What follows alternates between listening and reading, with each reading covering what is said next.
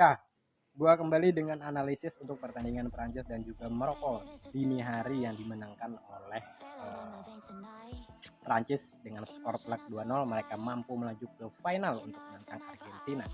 Jadi di sini jika kalian ada saran dan juga kritik untuk analisis yang sudah gua berikan dan juga sedikit taktikal yang akan gua jelaskan, jika kalian mempunyai kritik dan saran boleh kalian komentar di bawah. Jadi di sini gua jujur aja juga masih belajar ya untuk menganalisis seperti apa jalannya pertandingan.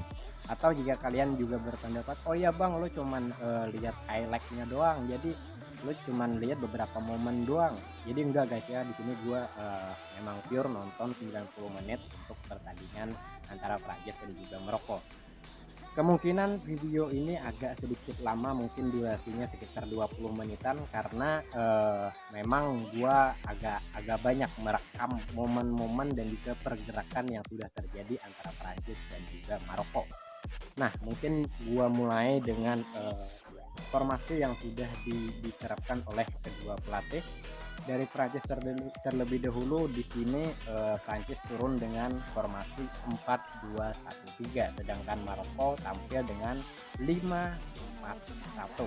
Nah, pemain yang diturunkan oleh Deschamps ini adalah Ousmane Dembele, Olivier Giroud, Mbappe, Antonio Griezmann, Fofana, Tchouaméni, Theo Hernandez, Konate, Varane dan juga Giroud. Di bawah mister gawang ada Lloris. Untuk di Maroko, Yasin Bonu dan juga Aguerd, Romain Saïss, Yamik Hakimi, Mazraoui, Boufal, Sofiane Boufal dan juga Amrabat, Unahi Ziyech dan juga Enesya sebagai target man di lini depan Maroko. Nah, di sini gua jelaskan sedikit untuk peran pemain dari Prancis terlebih dahulu. Olivier Giroud di sini diperankan sebagai target man goal getter di mulut gawang Yasin Bonu. Jadi pergerakan Olivier Giroud akan lebih banyak di area lini kotak penalti dari Maroko. Antonio Griezmann di sini gue melihat Antonio Griezmann dipercaya sebagai attacking midfielder, kreativitas mengatur seperti apa serangan yang akan dilangsungkan oleh para pemain di lini tengah Prancis. Ada Fofana dan juga Tchouaméni, kita sebut di sini ialah pivot ataupun dua jangkar yang diterapkan oleh Deschamps dengan peran yang berbeda. Di sini Tchouaméni kemungkinan besar akan bermain sebagai jembatan, menjembatani lini tengah antara Griezmann dan juga Raphael Varane. Jadi ada koneksi antara lini pertahanan dan juga lini di tengah. Untuk Tchouaméni di sini gue melihat Fofana lebih sedikit bertahan ke bawah agar bisa mengantisipasi jika ada serangan balik dari para pemain Maroko yang terlihat memang mereka mempunyai kemampuan berlari yang cukup kenceng juga dari Maroko, seperti Ziyech, Unahi dan juga Nesri, mungkin Sofiane Boufal apalagi kenceng banget itu pemain. Nah, untuk di lini depan kita gak usah bahas. Untuk di lini dari skuad dari Maroko di sini terlihat mereka tampil dengan 5-4-1. Jika dilihat dari permainan dari beberapa laga yang sudah dijalani oleh Maroko ini, mereka cukup konsisten untuk bermain, mencoba berani memperkuat di lini tengah dengan bermain overload. Jadi mereka bermain cukup menumpuk di lini tengah agar posisinya mereka cukup menang lah. Jadi ada jika mereka menguasai bola ini, mampu juga mengantisipasi jika ada serangan balik yang dilakukan, karena di sini cukup banyak pemain yang ada di lini tengah. Nah, untuk gue langsung ke fluid pertama di babak pertama yang dimulai. Di sini langsung ada momen ya di menit kelima, gue lihat ini agak kaget juga karena pergerakan dari para pemain Prancis ini sudah lumayan menekan, mereka memberikan penekanan kepada pertahanan lini bawah dari Maroko. Pergerakan tersebut cukup penting ya, yang membuat umpan-umpan yang dilepaskan oleh Tchouaméni, mungkin Raphael Varane bahkan bisa lebih naik ke lini tengah sini untuk bisa lebih menstabilkan di lini tengah menghadapi pemain Maroko yang cukup banyak menumpuk di lini tengah tersebut. Nah, di menit keempat atau ya sudah terjadi momen penting bahwa di sini Raphael Varane, nah kita geser terlebih dahulu. Nah, mungkin posisinya adalah seperti ini ya. Nah, bola tersebut dipassing oleh Varane di sini memanfaatkan ruang yang cukup sempit dari pertahanan Maroko, di mana bisa menembus ke arah Griezmann. Di sini Griezmann mampu memaksimalkan posisinya yang sulit, cukup rapat pertahanan Maroko. Di sini Griezmann mampu melewati lini pertahanan terakhir dari Maroko, di mana bola tersebut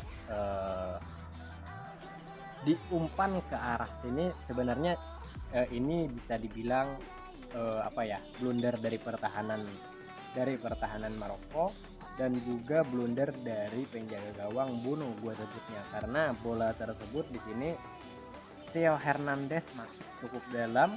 Untuk ini kayaknya serangan balik cepat ya yang terjadi, pergerakan sirkulasi bola bawah yang juga cepat. Di sini Theo Hernandez tiba-tiba muncul dengan menyambut bola, harusnya Boufal dengan posisi tersebut bisa lebih maju untuk menutup sedikit ruang agar membuat sedikit kesulitan lah untuk Hernandez melakukan shooting ke gawang Bono. Jadi itu adalah momen pertama di mana jika dilihat dari transisi menyerang yang dimanfaatkan oleh Prancis ini adalah sirkulasi bola cepat. Mereka di pertandingan sebelumnya melawan Inggris juga nggak terlalu mementingkan penguasaan bola, sehingga serangan yang sudah dibangun oleh Tchouaméni dan juga Anthony Griezmann di sini lebih efektif dan itu membuahkan hasil yang maksimal. Nah, di sini gua susun terlebih dahulu.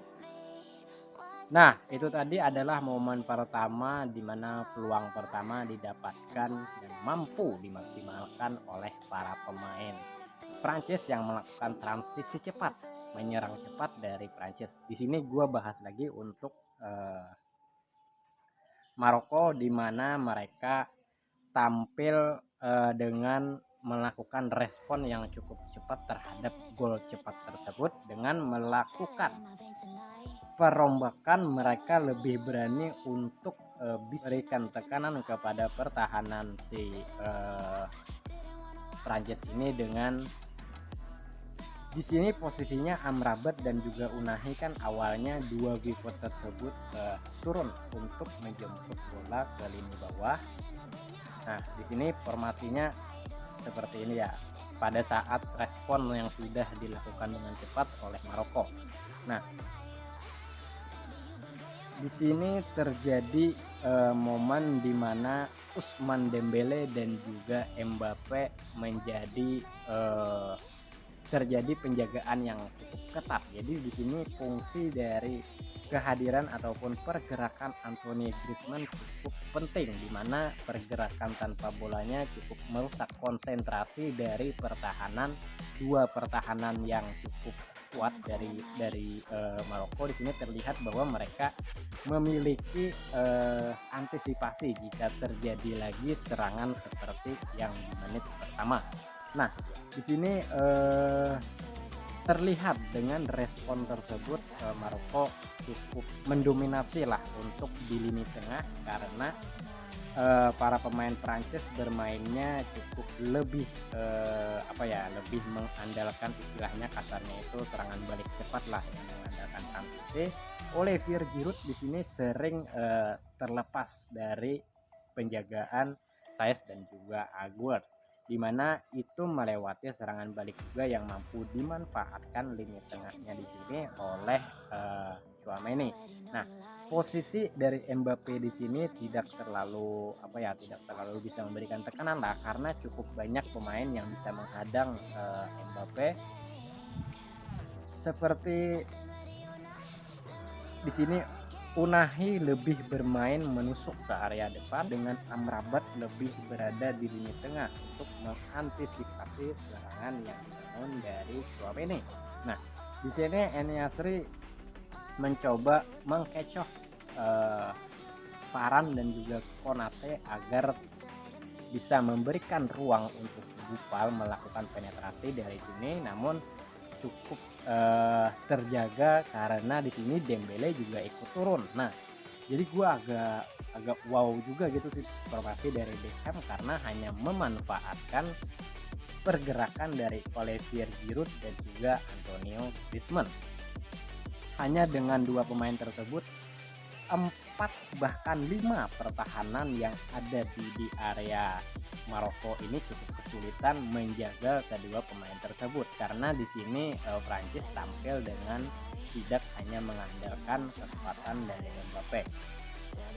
Yang ketiga di sini adalah Sofiane Boufal bermain cukup fleksibel, dia bisa bermain untuk berlari ke sebelah sini, dengan Mazraoui bisa mengisi posisi di sini dengan pergeseran transisi tersebut, jadi agak menumpuk serangan Maroko di area di sini. Dengan hadirnya Tchouaméni di sini cukup mundur ke belakang untuk menutup ruang dari pergerakan Nesri. Sesekali juga Unahi bahkan bisa naik ke atas untuk memberikan bisa memberikan beberapa ruang lah untuk Sofiane Boufal bisa menusuk kemungkinan ke area tengah, dan juga terlihat bahwa Ziyech lebih melebar dengan tusukan kembali gangguan dilakukan oleh Hakimi yang berada di luar kotak penalti Prancis. Jadi di sini Prancis konsentrasinya harus memang cukup terganggu karena ada banyak kehadiran pemain dari Maroko yang melakukan gaya bermain overload. Akan tetapi permainan seperti ini memang sebenarnya sangat berisiko tinggi, dengan seperti yang ada di babak pertama, bahwa di sini Tchouaméni sangat mudah untuk bisa melepaskan umpannya ke Antonio Griezmann, karena posisinya di sini Amrabat biasanya naik ke depan dari belakang. Nah, dengan penjagaan yang hanya ada 2 versus 3 lah di area di area sini kan hanya ada koneksi 3 versus 2 untuk 2/3-nya. Olivier Giroud bergerak sangat liar di area sini dengan mengganggu konsentrasi dari Romain Saïss. Ditambah lagi Mbappe bahkan berani menutup ke area dalam sini dengan Yamik biasanya berada di sini. Nah, dengan posisi tersebut di sini Antonio Griezmann sudah dikonfirmasi oleh beberapa pemain Maroko ini bahwa Amrabat lebih diturunkan agar bisa menahan gempuran yang sudah direncanakan oleh para pemain Prancis. Yamik lebih dimundurkan, jadi di sini yang mengganggu lini pertahanan Prancis adalah Hakimi, Unahi, En-Nesyri, bahkan di sini Mazraoui tidak terlalu overlap dalam mainnya. Ada Sofiane Boufal yang bergerak secara fleksibel. Seperti itu yang terjadi di babak pertama. Nah, kita next kembali ke situasi pergerakan ataupun taktikal di babak kedua yang diterapkan kembali dan juga dari para pemain dan juga pelatih Maroko. Di sini gua susun terlebih dahulu untuk memberikan analisa di babak kedua. Oke, inilah babak kedua di mana Maroko memberikan respon yang lebih berani kembali untuk lebih berada, lebih bisa dikatakan lebih menyerang lah, agar bisa mendapatkan beberapa peluang. Mereka di babak kedua ini terlihat memang para pemain Maroko cukup berani untuk berada di area kotak penalti dari En-Nesyri.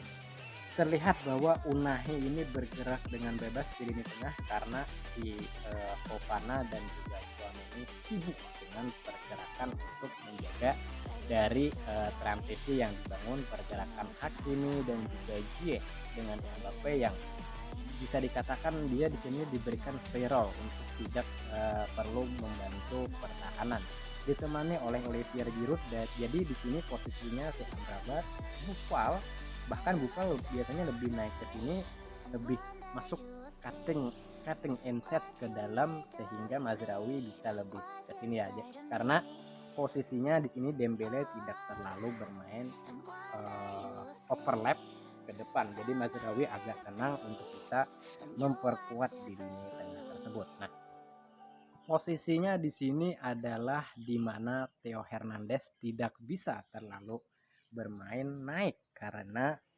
harus menjaga pergerakan dari Soufiane Boufal, En-Nesyri dan juga Unahi yang bahkan terlalu lincah untuk berada di lini tengah. Jadi di sini ada satu jangkar, satu pivot dengan 3 tembok pertahanan tinggi untuk mempertahankan lini belakang mereka dengan kecepatan yang dimiliki oleh Olivier Giroud.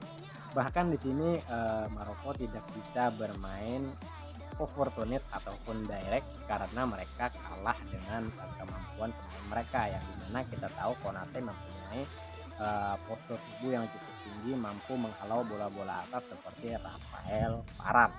Nah, jadi sangat terlihat serangan yang dibangun oleh Maroko tersebut banyak di area daerah sini ya. Nah, dibantu juga di sini Griezmann di sini luar biasa dengan gaya permainannya cukup gemilang sih ya. Dengan dia cukup aktif untuk bisa membantu pertahanan dengan insting dengan kemampuan membantu pertahanan. Di sini Griezmann mempunyai peran penting lah, karena dengan hadirnya Griezmann di sini tekanan ataupun pressure yang diberikan oleh Hakim Ziyech dan juga ini peran dari Griezmann di sini penting karena menutup pergerakan menusuk dari Hakim Ziyech jika ingin masuk ke area dalam sebelah sini. Nah, di sini En-Nesyri cukup dijaga ketat juga oleh Varane dan juga Theo Hernandez, bahkan Fofana bahkan bisa masuk ke dalam sini untuk membenahi pertahanan mereka.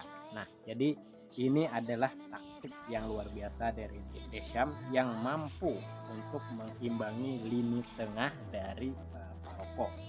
Terus seperti apa serangan yang dibangun oleh Prancis sehingga mereka mampu untuk menstabilkan lini tengah pertahanan Maroko.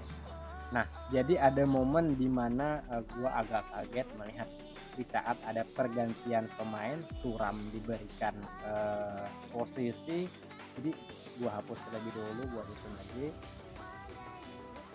Nah, di sini pada saat pergantian pemain dilakukan oleh Deschamps, di mana ada Thuram yang menggantikan posisi dari Mbappé, di mana Mbappé juga digeser untuk mengisi posisi yang ditinggalkan oleh Olivier Giroud. Di sini Antoine Griezmann hadir sebagai playmaker, sebagai pemain yang mempunyai visi luar biasa di lini tengah. Ini gue sangat apresiasi untuk Antoine Griezmann.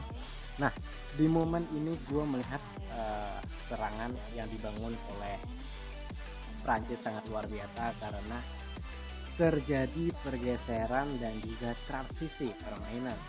Seperti apa yang tadinya gue bilang sangat gemilang, karena di sini 3 pemain dari lini pertahanan Maroko sibuk untuk mengurus kehadiran Mbappé di lini kotak penalti mereka. Kita tahu lah bahwa dribbling, kecepatan dan juga skill individu dari Mbappé ini tidak banyak fullback yang mampu menahannya. Jadi di sini berinisiatif para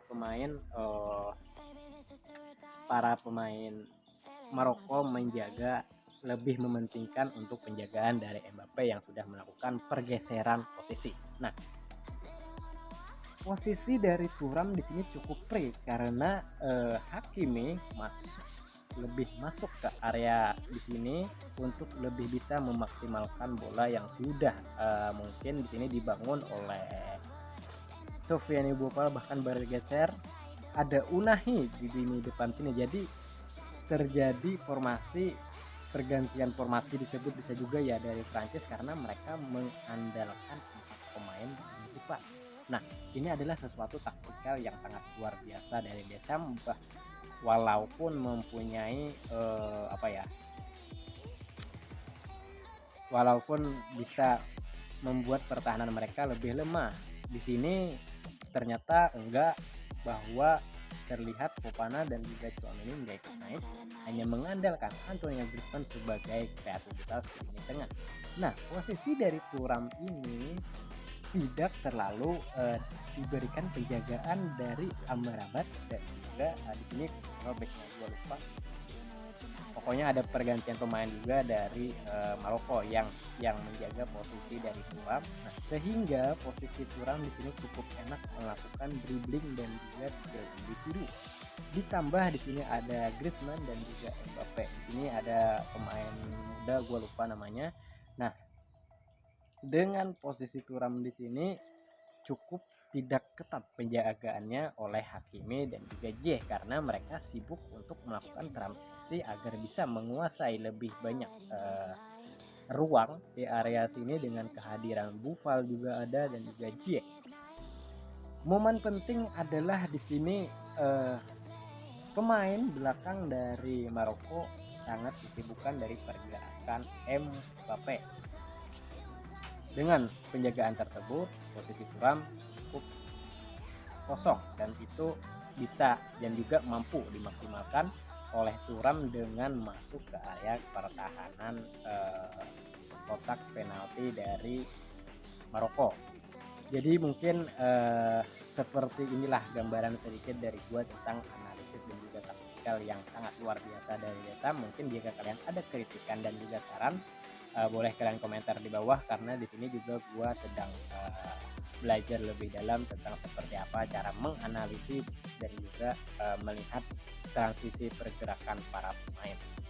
Mungkin sampai sini dulu, see you next time, bye bye.